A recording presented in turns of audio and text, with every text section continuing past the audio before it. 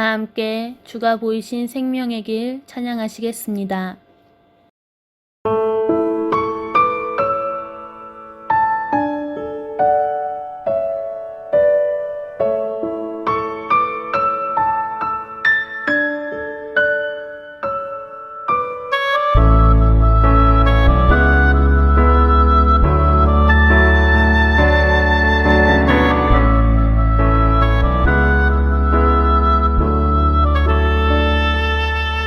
주가 보이신 생명의 길, 나 주님과 함께 상한 마음을 들이며 주님 앞에 나가리. 나의 의로움이 되신 주, 그 이름 예수.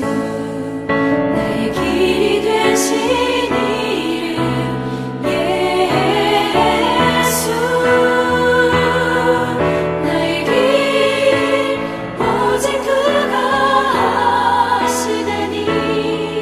나를 단련하신 후에 내가 정금같이 나오리라. 주가 보이신 생명의 길, 난 주님과 함께 상한 마음을 들이며 주님 앞에 나가리. 나의 의로움이 되신 주, 그 이름 예수. 나의 길이 되신 이름 예수.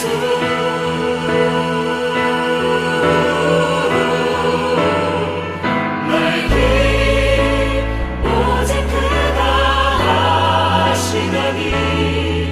나를 단련하신 후에 내가 정금같이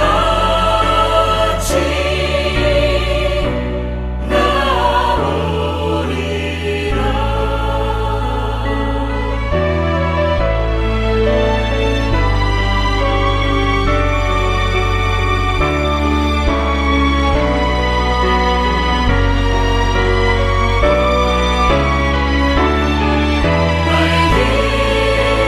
오직 그가 하시다니. 나를 단련하신 후에 내가 정금같이 나오리라.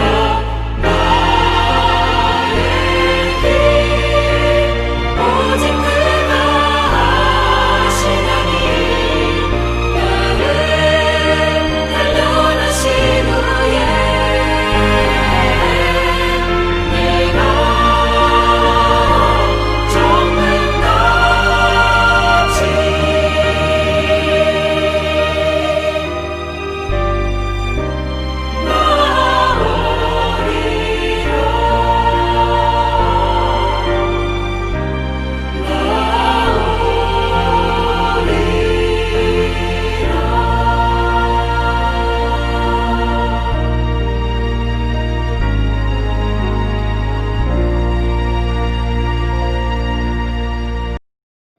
다 함께 찬송가 190장 찬양하시겠습니다.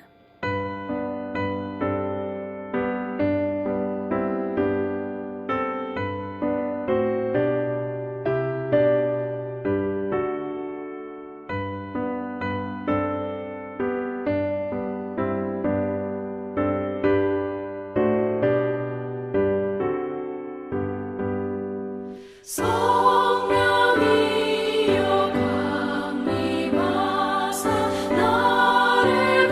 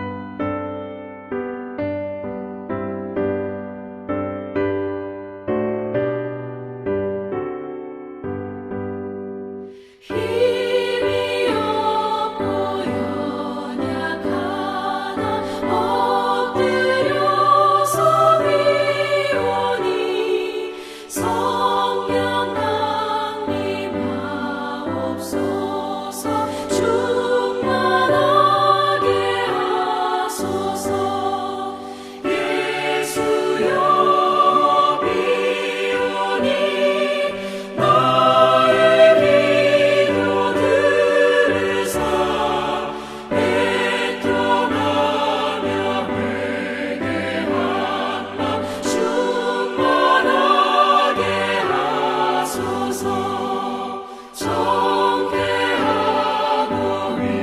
위로하사 복을 받게 하소서 충만하게 하시오니 무한 감사합니다 예수여 비오니 나의 기도 들으사 애통하며 회개한 맘 충만하게 하소서 아멘.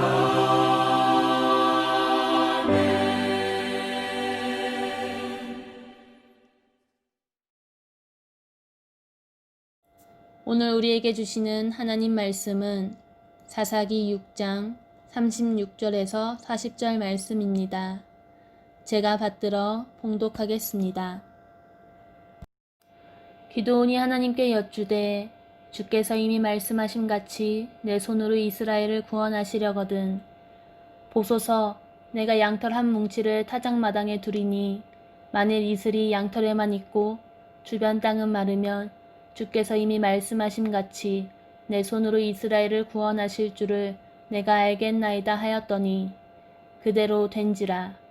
이튿날 기드온이 일찍이 일어나서 양털을 가져다가 그 양털에서 이슬을 짜니 물이 그릇에 가득하더라. 기드온이 또 하나님께 여쭈되 주여 내게 노하지 마옵소서 내가 이번만 말하리이다.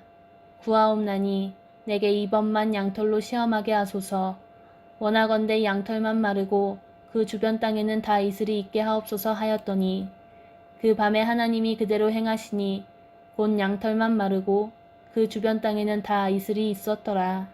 아멘. 박용수 목사님 나오셔서 반복적 하나님 경험이라는 제목으로 말씀 전해주시겠습니다. 안녕하십니까. 비대면 수요 예배 영상을 통해서 여러분을 만납니다. 비대면 예배가 사실은 대면 예배보다는 많은 문제점이 있습니다. 가장 큰 문제는 우리가 얼굴을 대하고 서로 교제하고 함께 힘을 다해 찬송하면서 은혜를 받는 일에 집중할 수 없다는 문제입니다. 하지만 또 좋은 점은 대면 예배 때 참석하지 못한 분들이 또 이 영상 예배를 통해서 함께 각자의 자리에서 예배할 수 있다는 장점이 또 있네요. 그런 면에서 오늘 그동안 수요 예배 참석하지 못하신 분들 이 비대면 영상 예배를 통해서 은혜 받는 시간들 꼭 가졌으면 좋겠습니다. 제가 수요 예배 시간에는 사사기서를 강의합니다. 저는 이제 구약 성경을 수요 예배와 새벽 예배 때 예언서와 창세기부터 쭉 이어서 지금 사사기를 전하고 있는데 여러분의 그동안 들었던 분들은 연결해서 듣는 좋은 시간이기도 하지만 그동안 잘 참석하지 못하신 분들도 오늘 듣는 말씀이 크게 어렵지 않게 잘 설명해 드리도록 하겠습니다.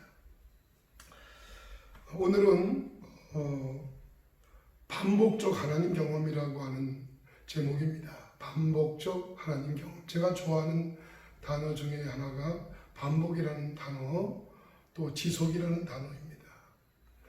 처음 주님을 만나서 은혜를 입는 것도 어렵지만 그 은혜를 지속시켜 나가고 반복하는 것은 사실은 더 어려운 문제이기 때문에 그렇습니다.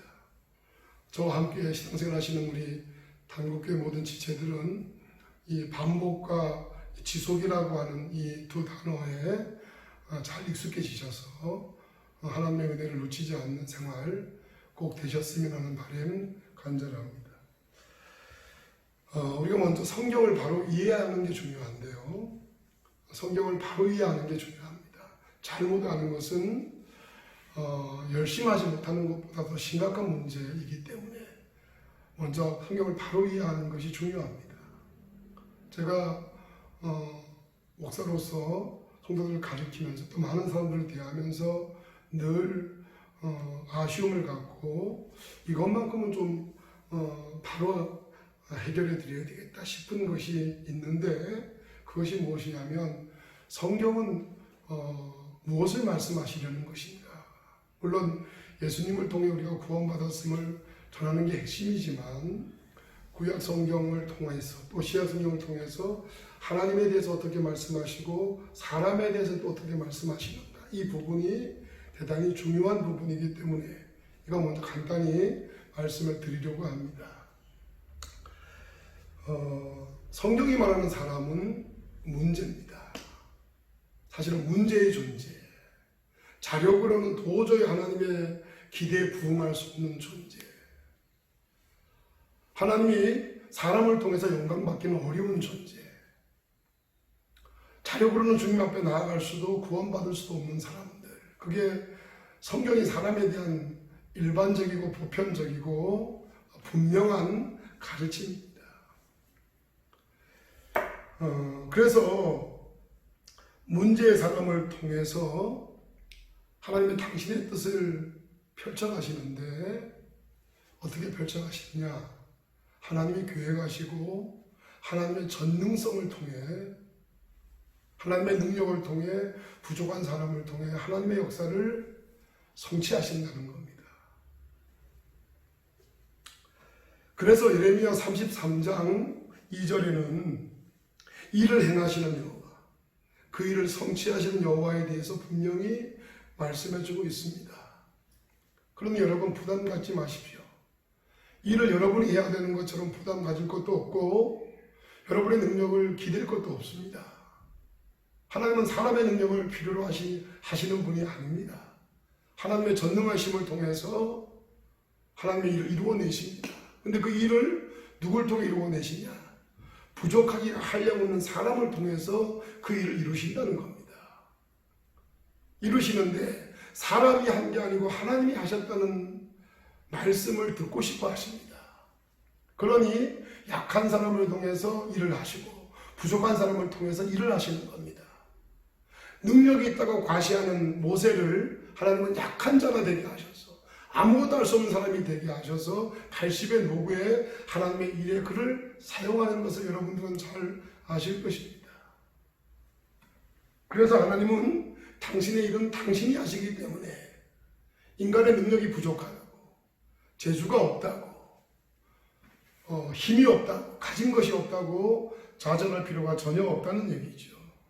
왜냐하면 일은 하나님이 행하시고 그 일을 성취하시는 분도 하나님이시기 때문에 그렇습니다. 그러니 여러분, 하나님은 약한 자를 들어 강한 자를 부끄럽게 하시는 하나님, 하나님은 누구든지 쓰실 수 있는 하나님인 것을 꼭 기억하시고 여러분의 약함의 마음을 쓰지 마시고 능하신 하나님을 바라보는 쪽에다가 관심을 두시기를 바랍니다. 오늘 우리가 만나게 될 이 기드온은 여러분 본래 훌륭한 사람이 아니었습니다. 본래 대단한 사람도 아니었습니다. 므낫세 지파인 기드온, 그는 무지랭이 같은 사람입니다. 주목할 필요도 없고 쓸만한 사람도 아니었습니다. 겁쟁이였습니다. 그런데 그가 어떻게 하나님의 위대한 사사가 돼서 그 엄청난 일을 해냈을까? 오늘 여기 우리는 관심을 가져야 합니다. 성경 무슨 얘기를 하십니까?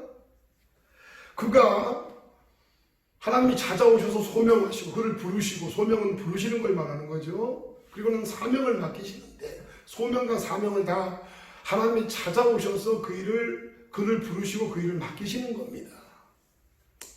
그 전에 기드온은 누구도 주목하지 않는 사람이었다니까요. 그런 기드온을 찾아오신 하나님께서 그에게 하나님의 일을 맡기시는데 결국은 기드온이 하나님의 맡기신 사명을 감당합니다. 감당할 수 없는 사람이었습니다.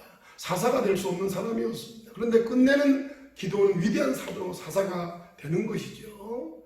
어떻게 가능한 일이 됐을까? 그가 할 수 있었던 이유는 그가 하나님을 경험했기 때문입니다.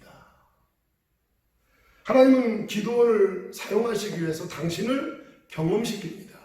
당신이 만나주시고 들려주시고 하나님의 역사를 보여주시면서 하나님이 함께하는 사람은 아무리 부족한 사람일지라도 문제가 되지 않는다라는 사실을 기드온을 통해 기드온에게 확인시켜 주신 것이죠. 그가 위대한 사사가 될 수 있었던 이유는 뭐냐? 그가 하나님 경험을 한 사람이기 때문입니다. 그런데 여기 주목해야 될 것은 기드온이 하나님 경험을 한 번만 했을까? 여러분, 그렇지 않다는 겁니다. 기드온은 하나님 경험을 하고도 여전히 부족한 사람이었고 여전히 겁이 많았고 여전히 두려워했습니다. 자, 그럴 때마다 또다시 하나님이 나타나셔서 그에게 용기를 주고 다시 하나님 경험을 통해 다시 일어나게 하신 것입니다. 소명을 하실 때도 만나주셨고 그가 그 땅에 있었던 우상을 바알과 아세라 목상 우상을 잘라내고 다 태워버리는 그 일도 하나님께서 그를 만나주셔서 가능했던 일이었습니다. 그리고 동방 사람들과 미디안, 아멜렉 사람들 연합군대와 싸우는 일을 위해서 이제 군사를 불러 모아야 되는데 그 군사를 병력을 불러 모으는 그 일도 그는 할 수 없는 사람이었는데 하나님이 그에게 나타나셔서 그 일을 하게끔 해주셨고 만나주셨습니다. 미디안과 아멜렉과 동방 사람들은 기드온과 모든 이스라엘 백성들에게 두려움의 대상이었습니다. 그러니 그들과 전쟁을 치른다는 것은 있을 수가 없습니다. 그런데 그 일을 위해 병력을 소집하고 군대를 모읍니다. 기도는 할 수 없는 일인데 하게 하신 겁니다. 어떻게? 하나님을 경험시켜서 하나님이 나타나시고 하나님이 들려주시고 하나님의 사명을 부여해 주셨기 때문에 할 수 있었던 일이었습니다. 사랑하는 여러분, 결국 오늘 본문에 보니까 기드온이 또 한 가지 주저합니다. 병력을 소집시켜 놓고 전쟁을 치러야 되는데 분명히 하나님 여러분 그를 만나주시고 함께 하겠다고 말씀해 주셨는데 그러면 한두 번 만나서 하나님이 이렇게 은혜를 부어주시고 경험케 해주셨으면 그 다음에는 뭐 시키는 대로 무조건 순종하면 되지 않습니까? 그런데 기드온이 또 의심이 생깁니다. 불안합니다. 그럼 본문에 뭐라고 얘기합니까? 하나님, 기드온이 하나님께 여쭈되 주께서 이미 말씀하신 같이 내 손으로 이스라엘을 구원하시려거든. 37절에 보소서, 내가 양털 한 뭉치를 타작마당에 두리니 만일 이슬이 양털에만 있고 주변 땅은 마르면 주께서 이미 말씀하신 같이 내 손으로 이스라엘을 구원하실 줄을 내가 알겠나이다 하였더니 하나님을 또 시험합니다. 또 요청합니다. 뭡니까? 하나님이 이슬을 내리셔서 땅에 이슬을 내리시는데 그 이슬이 양털에만 이슬이 내리고 주변 땅에는 이슬이 하나도 내리지 않도록 하는 것을 보여달라는 겁니다. 그래서 하나님이 그 하나님의 역사를 기드온에게 보여줍니다. 그러면 되지 않습니까? 그런데 기드온은 그것으로도 믿음이 분명하지 못하고 또 두려워서 또 한 가지를 부탁합니다. 39절에 기드온이 또 하나님께 여쭈되 주여 내게 노하지 마옵소서. 내가 이번만 말하리이다 구하옵나니 내게 이번만 양털로 시험하게 하소서. 원하건대 양털만 마르고 그 주변 땅에는 다 이슬이 있게 하옵소서 하였더니 무슨 얘기입니까? 이번엔 반대로 해달라는 겁니다. 양털에는 이슬이 한 방울도 내리지 않고 주변 땅에만 이슬이 내리도록 해달라는 것이죠. 하나님이 어떻게 하셨을까요? 기가 막힌 얘기 아닙니까? 그럼에도 불구하고 하나님은 그의 요구를 들어주십니다. 왜냐하면 하나님은 기드온은 그런 존재인 걸 아시는 겁니다. 박용서 목사는 그런 존재인 걸 아시는 겁니다. 여러분도 기도원과 다르지 않은 존재라는 사실을 하나님은 아십니다. 그러기에 여러분 스스로에게 믿음을 기대하지 않습니다. 하나님은 하나님 경험을 요구하는 기도원에게 당신을 또다시 2번이나 경험시켜 주십니다. 그리고 나서야 기도원은 전쟁에 나가게 되고 하나님의 도우심으로 승리하게 됩니다. 사랑하는 여러분, 지금 우리들도 지속적이고 반복적으로 예수님의 십자가 대속의 은혜를 경험해야 됩니다. 사실은 주님에게 은혜를 입고 십자가 대속의 사랑을 경험하고 예수님 만나고 성령님을 통해서 은혜를 충만히 받고 출발하신 모든 분들은 다 예수님 경험하신 분들입니다. 그리고 그때는 정말 오직 예수, 오직 믿음, 오직 은혜였습니다. 다 기억하실 것입니다. 그 강도는 다 달라도 그 내용은 다 조금 차이가 있을지 모르지만 우리는 다 하나님의 은혜로 예수 경험을 했습니다. 그런데 어떻습니까? 그 은혜를 경험한 이후에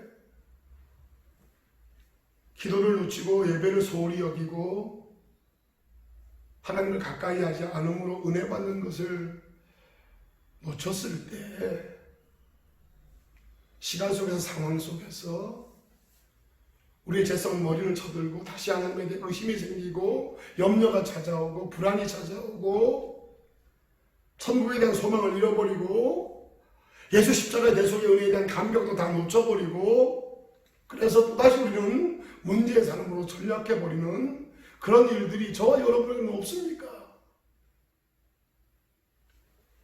사랑하는 여러분, 길은 무엇입니까? 기도원처럼 지속적으로 하나님 경험을 해야 됩니다. 우리는 지속적으로 예수 경험해야 됩니다.